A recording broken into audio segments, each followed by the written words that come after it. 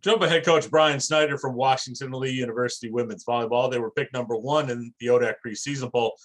Coach, you've been with the league. You've been at WNL now, I think, going into your 22nd year, and I think last year is probably the most unique year you've had at any time, even the year that you took over the women's basketball team there at Washington and Lee. But talk a little bit about the process that went through last season, playing in the first spring campaign, not just from your coaching side, but also the administrative side as one of the ADs at Washington and Lee.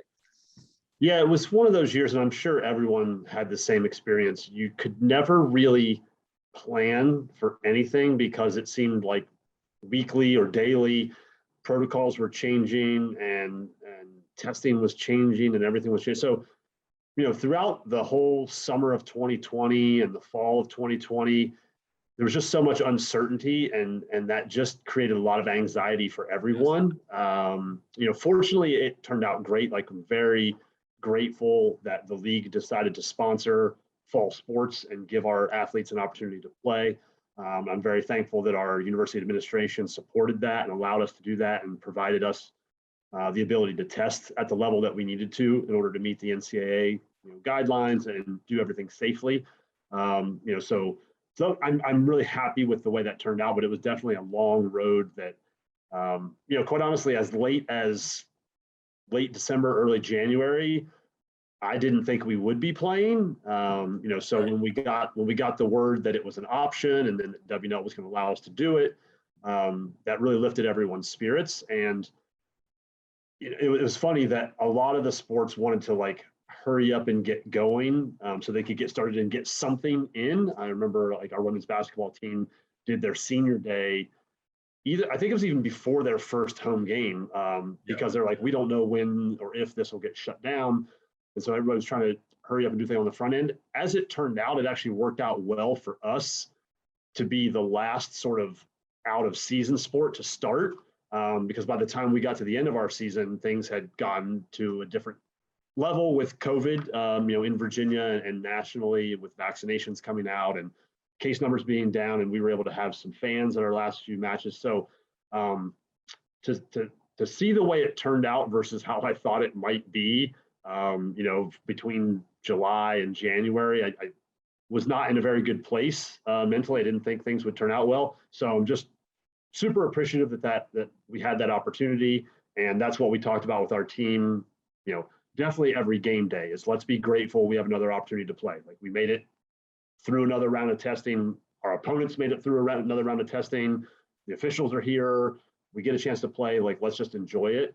And so it's so sort of interesting that the season turned out so well for us from a wins and losses perspective because until the ODAC tournament, we never talked one time about winning an ODAC championship or really even winning a game.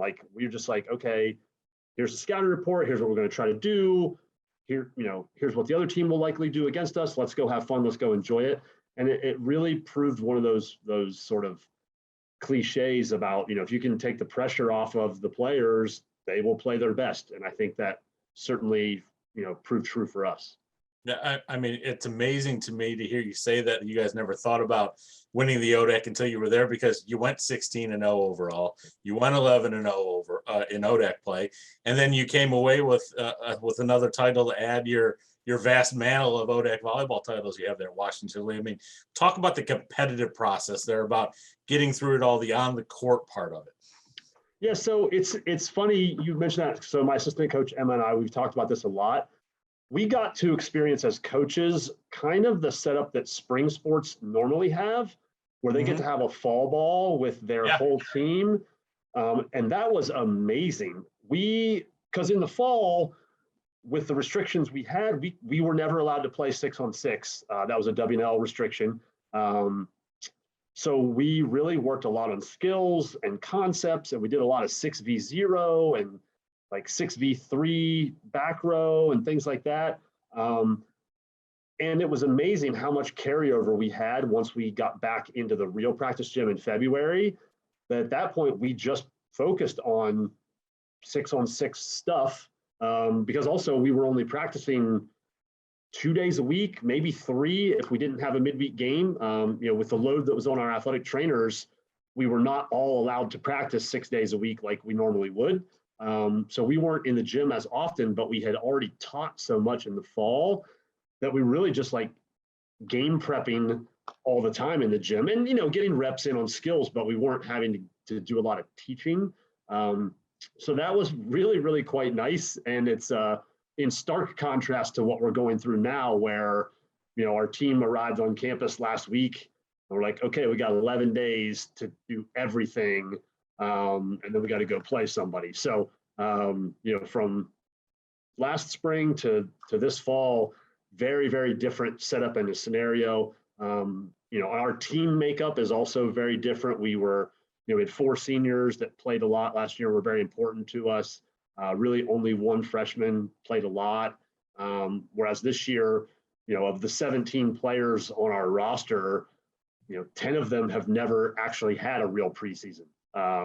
So this is all new for most of our team. And really only 2 of our 17 have had more than 1 real preseason. We have 2 seniors who got to have 2 preseasons. Everybody else has had 1 or 0. So it's a completely different animal what we're doing right now from a teaching and a learning perspective than it was in the spring. It's amazing the differences between what was just a couple months ago and what is now, not just in what you're going through a preseason, but you talk about players there as well. And that's where I'm going to go here with the next one, give you an opportunity to talk about maybe 1 or 2 players that are not on the team anymore as you graduated, the player of the year in the conference in Gould. And then you come back with Bryn Gould, I apologize. And then Courtney Berry, who's the Berkeley Award winner in the ODAC, and now is the NCAA Woman of the Year nominee, not just from Washington Lee, but from the conference as well. I mean, talk a little bit about, if you will, briefly about the impact that those 2 players had, those 2 student athletes had, not just on your program, but WNL in general. Yeah, I mean, they're 2 fantastic young women, and as were our other seniors last year. That was a great class, and right. Quite honestly, a lot of our focus as a coaching staff last spring was making sure their experience was as good as possible. When we had to deliver the news to them in July of 2020 that their season had been canceled and basically their career was over, again, we didn't know that spring would be an option. That was a really tough conversation, and it was really hard for them, a lot of tears, and it was really, really difficult. One of the most difficult things I've had to do as a coach is try to support them through that. But then to see how they responded, so their initial reaction was like I said, sadness, tears, right. Very personally motivated. But once they had some time to take a step back, they all came to us and said, we want to practice in the fall. Even if we're not playing in the spring, we want to help the younger players learn. If 2021 is the next time you guys get to play, we want you to be as successful as possible. So we're going to come in and help the new players learn the system and the schemes and that. So they were very selfless in that. They didn't go through the fall thinking we would have a spring. Like, yeah, it was in the back of our minds, like maybe we have it. But again, that was never what we talked about. It was just like, okay, here's what we're working on today. Let's do it. We did some fun sort of things. We had like a Halloween costume practice, and might surprise. I think a lot of programs do that. We've never done that for my program. I'm a little bit more serious, I guess, than that.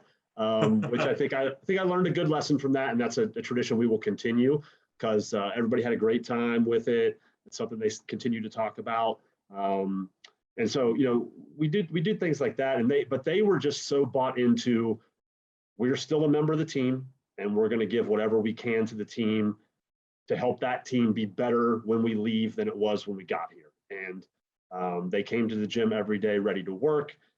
They came to all their individual meetings. They did videos. I mean, everything that everybody else did. They lifted. And last year, not sure how much you know about this, JJ, but we were not able to use our indoor fitness center for strength and conditioning purposes. So our strength and conditioning staff built an outdoor area with 40 lanes. Was like 20 and 20. They were double-sided lanes with some pull-up bars in the middle. They had sandbags. They had stretch bands. They had parachutes and doing that sort of stuff. And our kids were up there at 6 o'clock, 7 o'clock in the morning. And we're an indoor sport, so we're a little spoiled with weather. And so they were doing burpees in the mud and things like that. And they're like, oh my gosh, but they all did it, as you know, those seniors as well. They never batted an eye. They never asked to get out of anything. They completely bought in and did everything that everyone else did. And so just set a great sort of example. And so for them to have the opportunity that they did to be able to play and have such a special season their senior year was really pretty amazing to be a part of.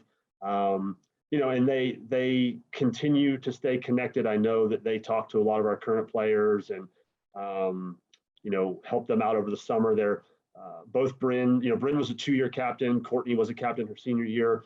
They were very, you know, helpful to Katie Blaine, one of our current seniors, who's also a captain, sort of helping her because, you know, this transition, our captains for this year's team have not had nearly the amount of time to make the transition that they would normally have. So it's been force feeding things to them as well. And so Bryn and Courtney, and then have been a great resource for those three as well. So just outstanding young women who just, you know, definitely left a mark. We are better off now than when they got to our program 4 years ago, and would not have been as successful as a program, you know, aside from the wins and losses last year, had they not been a part of that group. No doubt about that. And we take a look at, when you're talking about wins and losses, what are, you know, briefly, what are expectations you have for this year's squad? Where do you think they are? Yeah, so it's interesting. Like I mentioned earlier, we're super inexperienced. So on one hand, that's a little scary because I don't exactly even know what our lineup's going to look like or how we will perform or how are we going to handle it when we get in tough situations. On the other hand, it's very exciting because right now, daily, I'm noticing big jumps in understanding of concepts and how we want to play and decision making. You know, the skill execution will come. That's just repetition, and you have to do that. But making sure that people are making the right decisions and communicating properly and understanding how their roles fit in with everyone else's from an offensive and a defensive perspective. So, you know, expectation-wise, you know, I expect us to be competitive. I guess my biggest expectation is we're going to be a lot better in November than we are right now. And if we meet that expectation, I'll be pretty happy with where we are in November, because I'm really excited about where we are now, but I know this group is going to improve at a pretty fast rate just because of the amount of inexperience we have. Not only freshmen, but again, a lot of our sophomores and juniors haven't played a ton. So they're going to just grow by leaps and bounds as we start to play. And, you know, and I'm thankful that we get, hopefully, knock on wood, you know, a full season this fall, right? Where we can play 30 plus matches and get everybody playing opportunities. And we can see that development in the game, Jim. So that's kind of what I'm thinking. Well, you talked about that rate of development that you have. It's going to be important as we wrap up here with kind of a view of what you see for the ODAC right now. Randolph-Macon was there with you in the title game last year as the 6th seed. You had a 2 seed Virginia Wesleyan, a 3 seed Lynchburg. Bridgewater was up there as the 4. You had better seasons from Shenandoah and Eastern Mennonite. Roanoke is still there in the mix. Talk about what you see from the conference right now and just how competitive is it? Yeah, I mean, that's kind of been the trend really for the last 8 or 10 years. Everybody's getting better. All the matches are competitive. You know, it has been the same few schools that have actually won the championships, but sure, I don't think that's because there's a huge gap in ability or really even performance. Like, don't really know why that's the case, because there are definitely quality coaches, quality players on all the teams, and every match you've got to come ready to go. I think this year, more so than others, I actually don't even know what to think, because I don't know if players last year sat out because of COVID. You know, if there were freshmen who decided not to go to school last year, kids who did virtual school who didn't play. Like, I think the rosters could look very different this year versus next year. And even, you know, if we played a team last year and they had, you know, even if they didn't have a lot of seniors, like maybe they had a couple kids who were out, who were quarantining at that time because their roommate had gotten sick, or like, I don't even, you know, so it's really hard, I think, this year more so than others to sort of draw any kind of correlation to, okay, this is who they were last year. They've got this people coming back. I heard they got these 2 freshmen coming in. Like, so they should be about such and such. Like, I think that's really hard this year. But so I just expect it to be competitive. You know, looking at everybody's schedules, everyone's playing tougher and tougher out of conference, early season matches. So I think by the time we hit ODAC play in the third week of September, people are already going to be battle tested and ready to play. I think you definitely mentioned EMU and Shenandoah. I was very impressed with both of them last year, and they both were pretty young. Again, not knowing how their rosters may or may not have changed since then, you would expect them to be pretty good. I think, Roanoke has, I think, just about everybody coming back, and we had a really tough match with them. Bawez, Randolph-Macon, always good. Randolph-Macon didn't graduate a ton either, so they're going to bring, again, assuming nothing crazy happens, they'll have most of their roster back. So,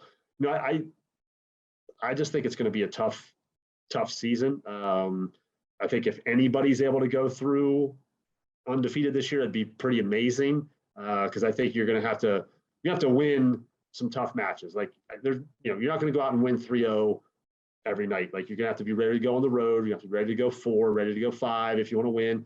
Stick with your game plan. Have your kids be mentally tough, ready to play for a couple hours. And hopefully put yourself in a position to win and take advantage of the opportunities that you get.